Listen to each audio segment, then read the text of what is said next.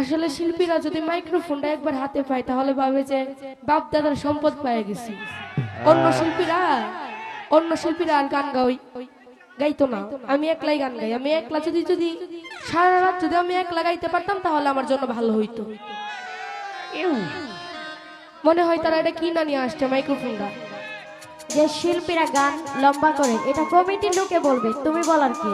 তুমি 5 ঘন্টা গান করো, আমার কোনো সমস্যা নাই। তুমি গান করো 5 ঘন্টা, সমস্যা কি? সারা রাত গান করো, সমস্যা নাই, এটা কমিটি বলবে।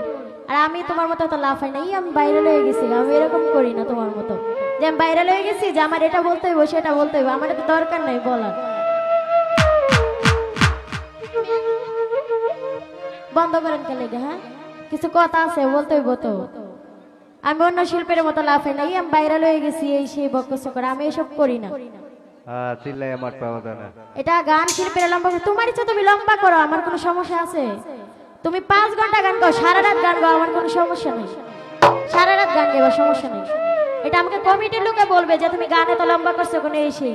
তুমি কে বলার কি? হ্যাঁ, একবার হাতে নিলে পরে আর ছাড়তে ইচ্ছা করে না। অন্য শিল্পীদেরকে চোখে পড়ে না পরে আর। আপনারাই বলেন, যদি একজন শিল্পী যদি এই যে 2টা গান যদি গাই 30 মিনিটের উপরে গায়, কোন সময় বসছিলাম আমরা গান গায়া। তো যাই হোক, বেশি কিছু বললাম না। ওই না সাথে মাতাল হইয়া